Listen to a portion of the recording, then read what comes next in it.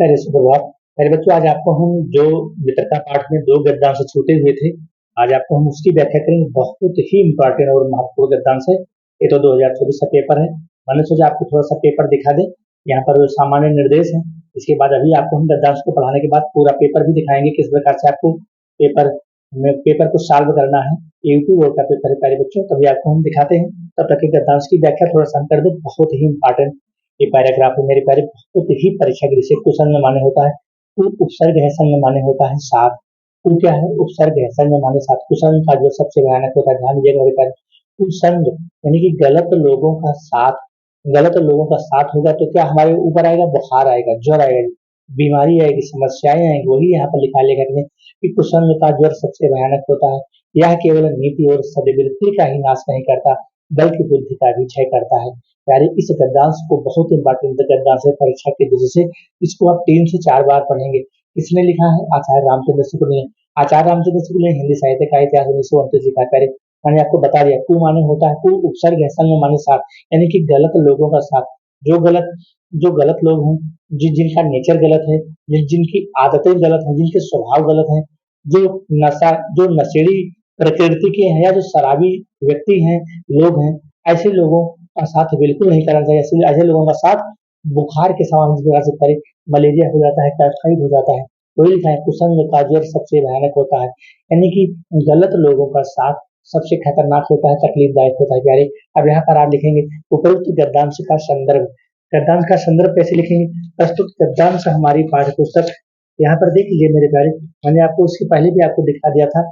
यहाँ पर देखिए, यहाँ पर जिस प्रकार से यहाँ पर एक गद्यांश पूछा है ना, पेपर में पूछा है, और यहाँ पर देखिए यहाँ दिया है उपरोक्त गद्यांश का संदर्भ लिखिए और रेखांकित अंश की व्याख्या। तो पहले तो यहाँ 3 ही क्वेश्चन आपको देने हैं।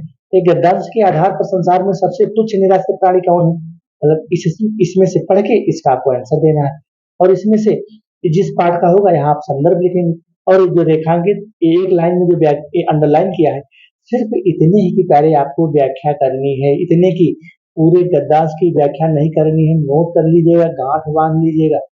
एक लाइन की आपको सिर्फ व्याख्या करनी है। इसीलिए मैं आपको किताब में बता रहा हूँ। ये किताब आपके सामने है, किताब आप ही रख लीजिए। उपरोक्त गद्यांश का संदर्भ लिखिए। प्रस्तुत गद्यांश हमारी पाठ्य पुस्तक हिंदी के, ध्यान दीजिएगा प्यारे, किस प्रकार से प्रस्तुत गद्यांश हमारी पाठ्य पुस्तक हिंदी के जो है मित्रता नामक पाठ से अवतरित है। और इसके लेखक प्यारे, गद्यांश में लेखक होंगे, पद्यांश में रचयिता। इसके लेखक आचार्य रामचंद्र शुक्ल जी हैं, जिन्होंने हिंदी साहित्य का इतिहास 1929 लिखा है। यार, यहाँ पर दूसरा क्वेश्चन पूछा है, गद्यांश के रेखांकित अंश की व्याख्या। तो मैंने आपको बता ही रहा हूँ कि कुसंग का जो यानी कि वो उपसर्ग है, संगम साथ, यानी कि गलत लोगों का साथ, गलत लोगों का साथ, गलत लोगों के साथ रहने से, चाहे वह नशेड़ी हो, शराबी हो, या उनका करेक्टर खराब हो, या चरित्र खराब हो, या केवल नीति, यानी जो हमारी नीतियां हैं, जो हम नीति बढ़ाए हुए कि हम बढ़ेंगे आगे, जीवन को बढ़ेंगे, अपने घर को, परिवार को आगे बढ़ाएंगे। और सद्वृत्ति यानी कि सच्चे विचार, सद्वृत्ति अच्छी अच्छी आदतों का नाश हो जाता है। यह मतलब कहने का मतलब है केवल जो हमारी नीतियां हैं भाई, जो हमारी नीतियों का मतलब है, जो आज हम पढ़ाई लिखाई को अपने मन में ठाने हैं कि पढ़ेंगे, बढ़ेंगे, आगे बढ़ेंगे, और जो हमारी सद्वृत्ति, जो हमारे अच्छे अच्छे विचार हैं, उन सब का ये नाश कर देता है। क्या? कुसंग यानी कि गलत लोगों का साथ, गलत लोगों का साथ क्या कर देता है? इन चीजों का, नीति और सद्वृत्ति का, यानी कि जो हमारी नीतियां हैं और जो हमारे अच्छे अच्छे विचार हैं, उनका नाश कर देता है मेरे प्यारे।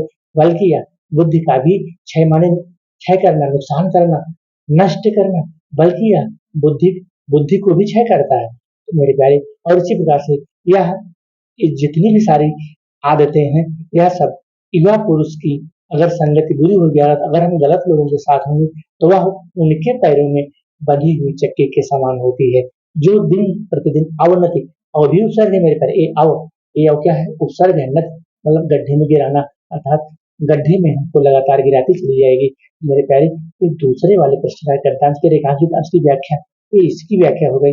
और तीसरा यहाँ पर बना दिया है, कुसंग का प्रभाव क्या होता है? कुसंग माने गलत लोगों का साथ, गलत लोगों के आचार विचार, गलत लोगों की नीतियां, गलत लोगों के व्यवहार, गलत। यहाँ पूछा है कुसंग का क्या प्रभाव है? वो जो कुसंग का प्रभाव यह पड़ता है कि वह जो हमारी, यहाँ पर इसी इसी पैराग्राफ में ही आंसर है मेरे प्यारे। देखो, ये कुसंग का जो प्रभाव होता है वह जो हमारी नीतियां हैं और जो हमारे आचार विचार हैं, यानी कि जो हमारी आदतें हैं, उसका वो नाश कर देता है। बस उत्तर हो गया। अथवा यहाँ पर पूछा है, कुसंग का प्रभाव व्यक्ति के जीवन पर किस प्रकार पड़ता है? जिस प्रकार से व्यक्ति नशा करता है तो नशे का प्रभाव मस्तिष्क पर पड़ता है, ठीक उसी प्रकार से कुसंग यानी गलत लोगों का साथ पूरे जीवन काल को प्रभावित करता है। और अगला है यहाँ, कुसंग और अच्छी संगति में क्या अंतर है? कुसंग का मतलब है मेरे प्यारे गलत लोगों का साथ, कुसर्ग है गलत लोगों का साथ, और अच्छी संगति देखिए अच्छे लोगों का साथ। जो जो भी जो अच्छे लोग होते हैं, पढ़ने में, लिखने में, बोलने में, चालने में मधुरभाषी होते हैं, यही अंतर है। कुसंग गलत लोगों का साथ, अच्छी संगति अच्छे लोगों का साथ। यानी यहाँ ये हमारा गद्यांश पूरा हुआ। एक परीक्षा के विषय बहुत इंपॉर्टेंट है, इसको अंडरलाइन कर लीजिएगा पेंसिल से। अब हम आते हैं फिर दूसरे वाले गद्यांश पर। इसको आपको हम पढ़ा देते हैं। किताब सामने रखिएगा, किताब हमने भी रखा है मेरे प्यारे, और किताब अगर आप सामने रखेंगे तो मैं व्याख्या बहुत अच्छे से आपको समझा दूंगा। दोनों व्याख्याएं, ये दोनों व्याख्याएं मैं आपको आज समझा दूंगा। और इस प्रकार से प्यारे इसको आप पहले आप 3 से 4 बार पढ़ लीजिएगा। पहले 3 से 4 बार व्याख्या को पढ़िएगा। अभी हम पढ़ेंगे तो टाइम ज्यादा जाएगा मेरे प्यारे। तो यहाँ पर लिखा है गद्यांश का संदर्भ। गद्यांश आपको मैंने ऑलरेडी बता दिया। गद्यांश प्यारे आप ऐसे भी लिख सकते हैं, पाठ का नाम मित्रता, लेखक का नाम आचार्य रामचंद्र शुक्ल, हिंदी साहित्य का इतिहास लिखा है, कब लिखा है 1929 में।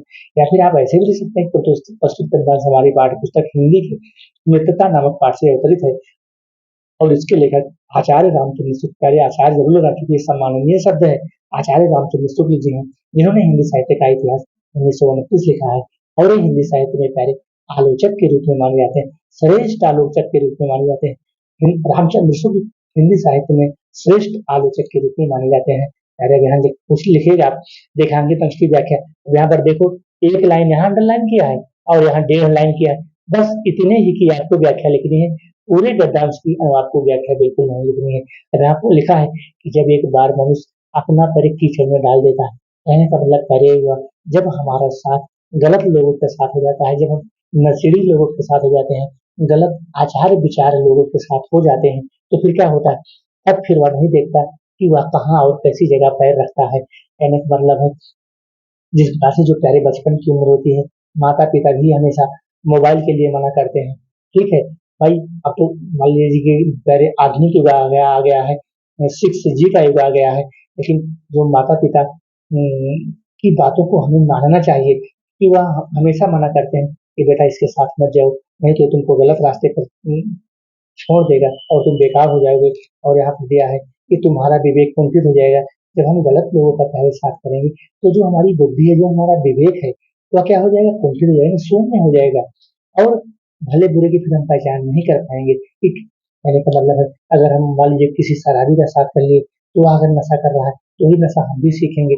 जब हम नशा में हो जाएंगे तो हम हमारे सामने भला आदमी खड़ा है कि बुरा आदमी खड़ा है, फिर उसकी हम पहचान पहले नहीं कर पाएंगे और अंत में होते होते हम भी बुराई के भक्त बन जाएंगे, अर्थात बुराई के उसी चक्की में हम बिल्कुल बनते चले जाएंगे। और यहाँ प्यारे अगला है कि हृदय को उज्जवल रखने का क्या उपाय है?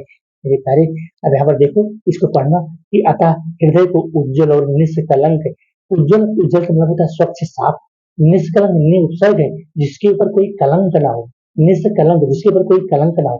तो हृदय को साफ, सुंदर, उज्जवल और निष्कलंक अर्थात जिसके ऊपर कोई कलंक ना हो रखने का सबसे अच्छा उपाय ये है कि हम बुरी संगति से छूट करें, अर्थात बुरी संगति से हम बचें, गलत लोगों के साथ बचें, गलत लोगों के साथ न जाएं। तो प्यारे इसका भी आंसर मैंने आपको बता दिया, रेखा के रस की व्याख्या भी कर दी, गद्यांश का प्यारे आपको संदर्भ भी बता दिया और उसके बाद मैंने आपको अपना ये अपने हाथ का बना हुआ प्यारे नोट्स, ये देखो ये बिल्कुल अपने हमारे अभी मैंने आपको अपने हाथ से नोट्स बनाया था और इस प्रकार से प्यारे आपको अपनी उत्तर पुस्तिका में इस प्रकार से दर्शाना है कि टीचर आपको पूरे के पूरे 6 अंक प्यारे देने के लिए मजबूर हो जाए।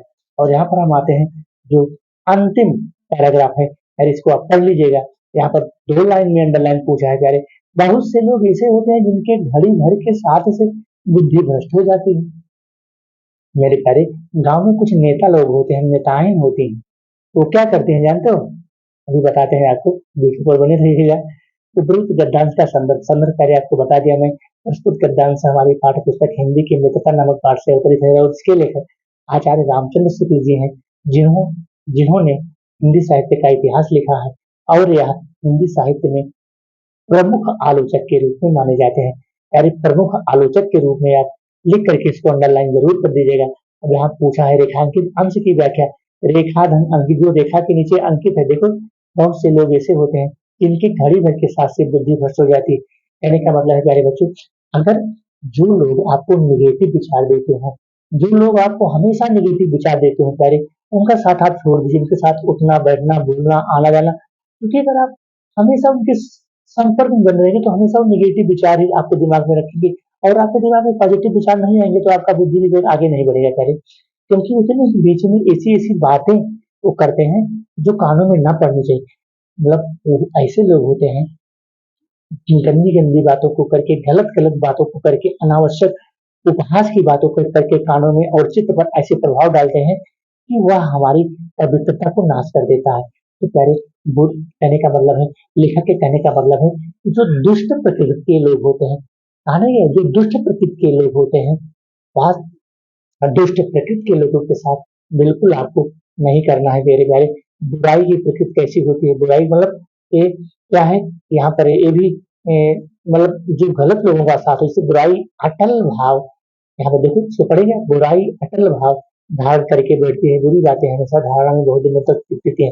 अरे बच्चों, अगर आप किसी को निगेटिव विचार दे दो, किसी को आप अनावश्यक शब्द बोल दो, अनावश्यक कटुता से पूर्ण वाणी बोल दो, तो वह उसके मन मस्तिष्क में अंकित हो जाती हैं और बहुत दिनों तक उसके अंदर वह पड़ी रहती है। इसीलिए मेरे प्यारे, मधुर भाषी बनो, अच्छी भाषा का प्रयोग करो।